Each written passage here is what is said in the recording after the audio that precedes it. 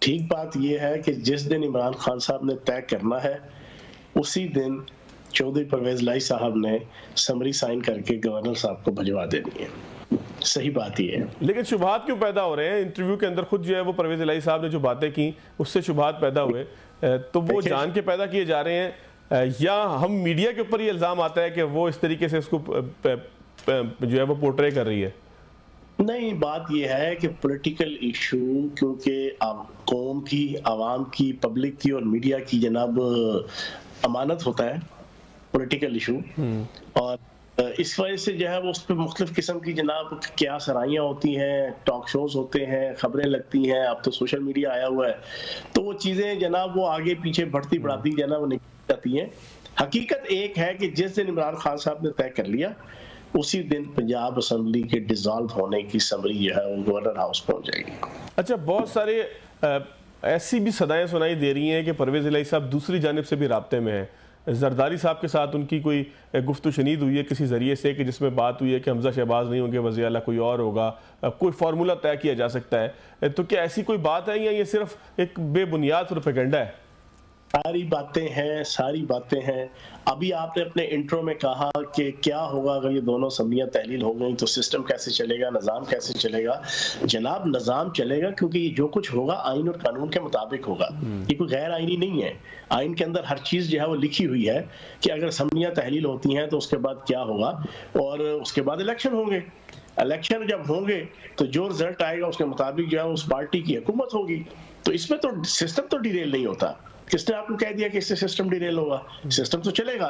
اب یہ جو سارا کچھ ہم کر رہے ہیں یہ بڑی امپورٹنٹ چیز ہے، یہ تسلی سے سنیے گا، بیچ میں ٹوکیے گا نا مجھے. خان صاحب یہ جو کچھ کرنے جا رہے ہیں کیا اپنی ذات کے لیے کرنے جا رہے ہیں؟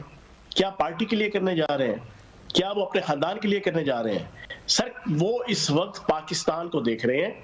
پاکستان ڈوب چکا ہے، پاکستان کی اکانومی ڈوب چکی ہے، پاکستان کا فائنینشل سٹیٹس ڈوب چکا ہے، پاکستان کے اندر کوئی مائکرو اور میکرو لیول کا انڈیکیٹر وہ سٹیبل نہیں ہے. پاکستان کے پاس $7 ارب سے کم $6.5 ارب کے ذخائر ہیں جناب زیر مبادلہ کے، جو اوپر جانے کو دور دور تک دکھائی نہیں دے رہے. پاکستان کے اندر ٹیکس کلیکشن جو 6100 ارب کی ہم چھوڑ کے گئے وہ کہیں نیچے آ چکی ہے. پاکستان کے اندر آپ کے ایکسپورٹ لیول، آپ کا جناب فورن ریمیٹنس، آپ کی جو جو چیزیں ہیں جو ہم ایک ایکسٹرا آرڈنری صورتحال میں 6% پہ G D P growth rate چھوڑ کے گئے تھے وہ 2% سے بھی نیچے آ گیا ہے. پاکستان چلنے کو تیار نہیں ہے اکنامکلی، فائنینشلی.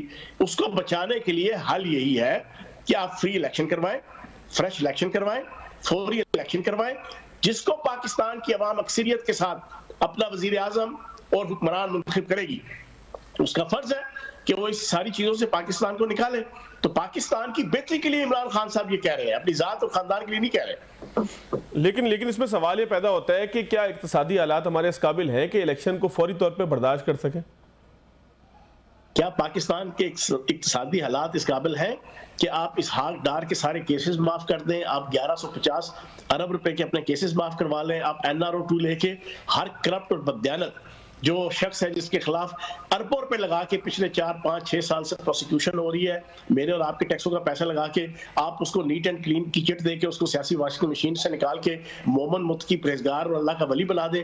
کیا پاکستان کے سیاسی اور معاشی حالات اس بات کے متقاضی ہیں؟ کیا سلیمان شہباز جس کے اوپر اربوں روپے کی کرپشن کے اوپر کیسز چل رہے ہیں، کروڑوں روپے اس کے اوپر لگ چکے ہیں ان کیسز کے اوپر، اس کو آپ معافی دلانے کے لیے لے کر آئیں؟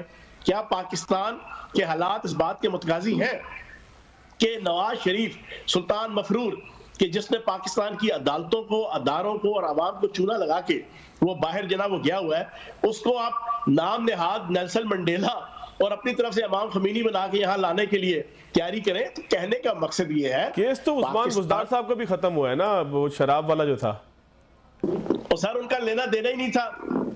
ڈی جی جناب ایکسائز کی جناب پروگیٹیو ہے، اتھارٹی ہے. وزیر اعلیٰ جناب بھی کہتی ہے ہم ذمہ دار تھوڑی ہیں کرپشن کے، دیگر لوگوں نے کرپشن کیا آپ ہم پہ ڈال دیتے ہیں.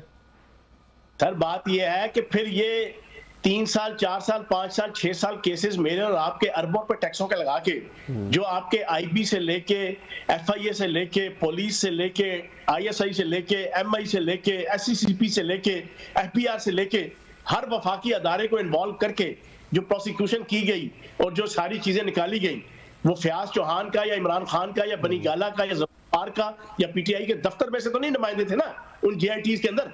تو وہ سارے کے سارے ادارے اور ان کے سارے قابل اعتماد افسر جھوٹے تھے، نکمے تھے، نکھٹو تھے، نااہل تھے. آپ بتائیں نا. اچھا تھوڑا سا آگے کی طرف آئیں. اسحاق ڈار صاحب کی ملاقاتیں ہو رہی ہیں صدر مملکت سے. تحریک انصاف کو کس نے راضی کیا ہے کہ تھوڑے سے مذاکرات ہو جائیں؟ بھائی ہم تو پہلے دن سے پچھلے 8 مہینوں سے یہ کہہ رہے ہیں کہ آپ اس بات کے اوپر مذاکرات کریں کہ نیا الیکشن، کیونکہ یہ امپورٹڈ حکومت ہے، یہ تو چور دروازے سے آئی ہے، یہ تو آئین اور قانون کی دھجیاں اڑا کے آئی ہے، یہ تو سندھ ہاؤس میں اربوں روپے کی لین دین کر کے گھوڑے خچر اور گدھے اور لوٹے بنا کے جناب لوگوں کو جناب یہاں پہ موٹیویٹ کیا گیا. تو اس حکومت کو تو آپ لیجیٹیمیٹ حکومت تو نہیں کہہ سکتے. تو اس امپورٹڈ حکومت کو آپ ختم کریں، نیا الیکشن کرائیں.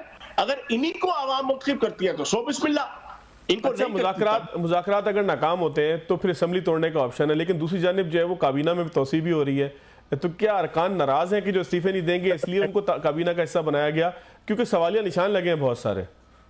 سر بات یہ ہے وہ تو مس انڈرسٹینڈنگ تھی. چودھری پرویز الہی صاحب نے کنسلٹیشن کی کہ ان کو کسی ادارے کی ذمہ داری دینی ہے، وہ سمجھے انہیں کوئی ذمہ داری دینی ہے. خان صاحب یہ سمجھے شاید کوئی ادارے جو ہوتے ہیں مختلف صوبائی ان میں سے کسی کا کوئی ہیڈ بنانا چاہتے ہیں.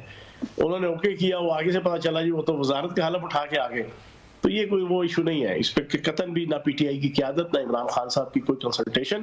اچھا اسحاق ڈار صاحب کی ملاقاتیں ہو رہی ہیں صدر مملکت سے اور ساتھ میاں نواز شریف کی آمد کا اعلان کرتے ہیں رانا ثناء اللہ صاحب کہ شاید وہ آ جائیں، ہم نے تیاری آج سے شروع کر دی ہے.